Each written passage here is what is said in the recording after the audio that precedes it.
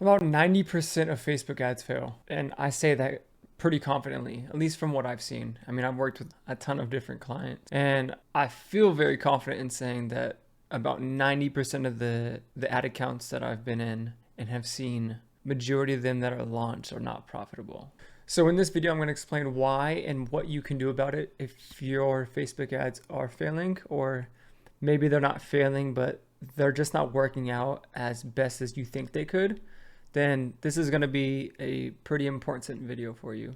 So let's go ahead and jump into it. So why do Facebook ads not work some of the time? Why are advertisers having such an issue running profitable results? I mean, because clearly advertising works, otherwise it wouldn't be one of the leading distribution channels in today's digital era. I mean, there's a ton of companies who invest majority of their budget into paid advertising. Facebook and Instagram in general are probably the two biggest, platforms that people are putting or allocating their budget into.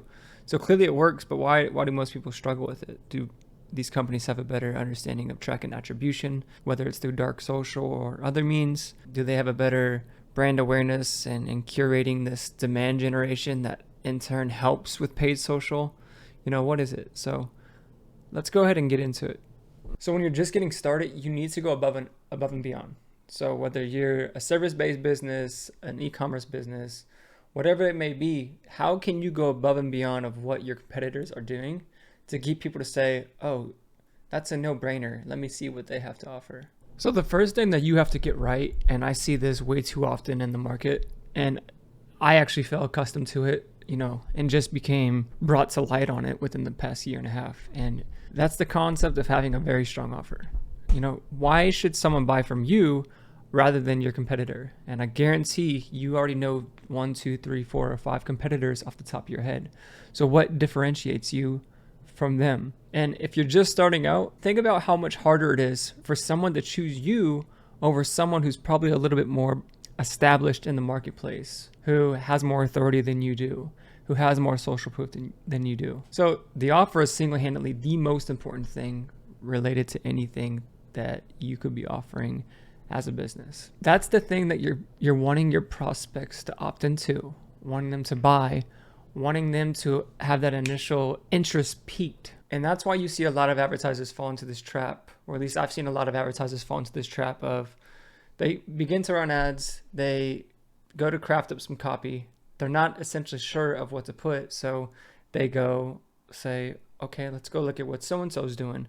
Maybe it's a competitor in their industry, maybe it's someone outside of their industry, and they go, okay, I'm just going to offer what they're offering. Big no-no, right? What differentiates you from them? Because like I said earlier, if you don't have much of a presence, and you try to mimic what someone else is already doing, well, if they're already well established in the market, 9 times out of 10, that bigger companies doing the exact same thing that you're doing, but they have more brand awareness, they have more social proof. So in turn, they're going to have more authority in your market. And you're probably like, okay, well, sometimes I see these big companies, my competitors, not offering anything, right? I don't see them doing discount codes for this or that. Well, in most cases, they don't have to, right? They've already established themselves within the market, and there's so many people who know who they are, and they've already have that brand authority in the market that they don't really have to be running these offers, a numerous amount of times. Maybe a holiday offer here or there, occasionally, whatever the case may be, but they aren't more inclined to have to run those offers. For someone starting out or maybe on the lower spectrum, you need to entice people to say, hey, look over here, look at me. I know you may have never heard of me before. I know I'm compared to X over here, whether it's Nike, so on and so forth, but I can offer you this. And I just want to clarify, when I say offers, I don't just mean discount codes and stuff of that nature. There's a multitude of things that you can do to implement, really, really good offers. There's actually 7 different techniques that we'll jump to here later in this video that I've learned. So let's go ahead and get into it. Well, my camera died yesterday. So yes, I do have a new outfit on. Yes, this is a new day. And yes, we are going to continue on like absolutely nothing happened. So the second thing you can do is, lower your cost. Now, I am one of those people who, like most people, are reluctant on altering the price as far as like in a diminished way, Because in some cases, the perceived value that people have about your product or service can be looked at in a reluctant way due to the fact that you might be devaluing yourself. And that's not always the case, right? I mean, if you can blow your competition away by beating them on the front end due to price, you can then acquire a bunch of customers and then repurpose and remarket to those customers later down the road. Uber and Airbnb actually did this, and they did this very, very well and was very strategic about it. When Uber first became a company, they were beating out cab prices and any kind of taxi-based prices out the wazoo, right? And no one probably even noticed. I don't even know if you guys noticed. This is prior to even the pandemic and inflation. But a year before the pandemic became to fruition, the prices ended up increasing. And not so much where you would notice drastically, but what they did is they acquired all these customers, and just same thing what Airbnb did. You acquire these customers by making it a no-brainer. They actually ended up losing money on the front end to get this brand awareness. What happens is once you have these users or these consumers of your product or service heavily invested into you, well, in most cases, you're going to be able to maintain that customer base because they're already heavily invested into you. And due to the fact that they are, when the prices do go up, well, they don't want to look elsewhere because they trust you. They know of who you are. They know how you work. They just know everything about you because they've been consumers of you, right? And if you were able to build a good brand reputation, there's not going to be, you might have a minute amount of people may leave, but for the most part, you're going to end up gaining such a strong social proof within your vertical that most people are going to stick with you, right? So the second thing is price. And if you can really find a way to be strategic in the way that you maybe price your product or service, you could have a really good long-term growth for yourself. So something to think about. Okay, number 4, and this is huge. I'm going to put this in the category of customer experience / like maintenance / ongoing support. This is not going to apply to all businesses, but in some cases, how can you position yourself in your market as someone who is very well trusted due to the fact that, you may have some sort of money back guarantee as far as a warranty goes. Maybe you have annual checkups, 6-month checkups, monthly checkups, weekly checkups, ongoing support, 24/7. I know you see that across a bunch of companies, like 24/7 support. The worst thing is when someone buys a product and they try to get a hold of someone and they can't, right? That's the worst feeling in the world. It's like you almost have this buyer's remorse of, did I really make the right decision? Because it's becoming more of a hassle than it was a benefit. So position yourself in a way where the customer experience on the back end is like nothing else compared to your competitors, right? And if you can do that, that's going to help maintain retention between your customer base. And that's huge. Numero 5, and this one's huge, and I do not see enough people doing this. Some sort of payment plan / financing option. A lot of people don't have the abundance of capital to maybe allocate into your product or service within that given time frame. And maybe because of that, it's a bad time due to the fact that they don't have the budget to allocate to you, but they want to invest into your product, your service. But what happens is, say, even though they want to, but they can't right now due to bad timing, say 6 months down the road, now they have the budget to allocate.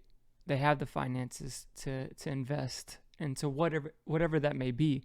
Well, in that 6-month time frame, they could have been served a multitude of ads. They could have read a ton of different newsletters. Their friends could have told them all about these other products or services. So at the given time frame when they knew about your product and were severely hot and warm to the idea of you, well, now they're a little bit more cold to the idea of you due to the fact that, well, I mean, I've heard a lot of great things about these people over here, this product over here, right?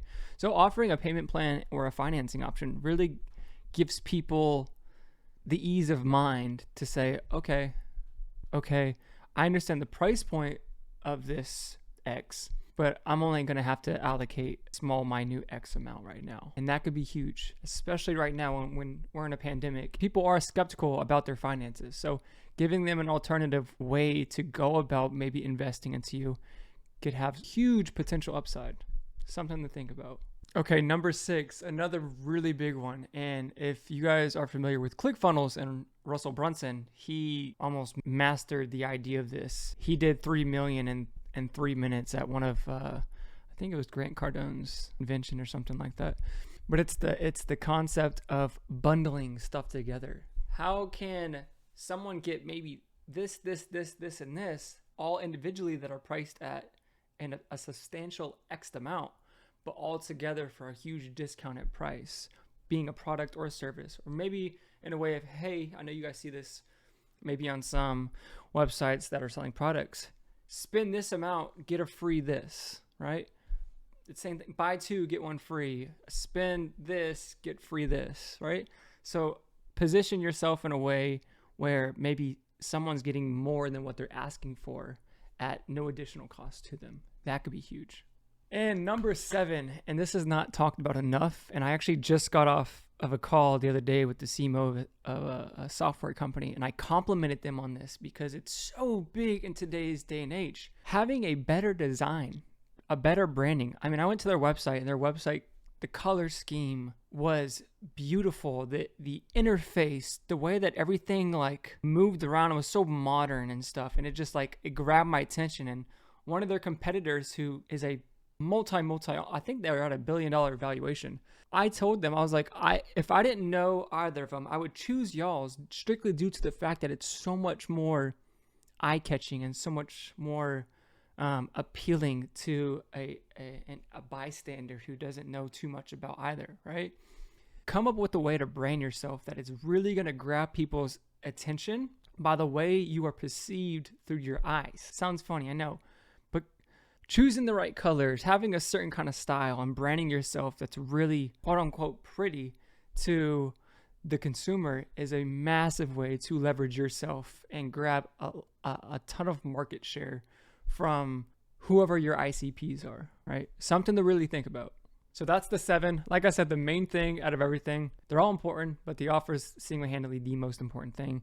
Nail your offer down. You need to, when people read about you, you need to offer them something where they're like, that's a no-brainer. There's no downside for me. I already kind of want this product or service, and they're literally mitigating all my downside. Why would I not do this, right? That's the most important thing. Because the objective at the end of the day is closed business. You can't grow as a company. You can't scale as a company. And the main catalyst to do that is getting people in the door. And to do that, make it a no-brainer for them to join within whatever it is that you're offering them. So that is it, YT fam. Again, let me know down in the comments below what y'all want to see. Thank you for watching, listening, viewing, subscribing. If you haven't subscribed, hit the subscribe button. Yeah, we're on a journey. Let's see where this can go. If you have any suggestions, let your boy know in the comments. Let me know. I want to make some stuff, but I want to know what you guys are enticed by. So, yeah, any questions, let me know. I just said, this is how that YouTube shit goes. I just repeat it myself 10 times. Y'all know how it goes. Love you guys. I'm out.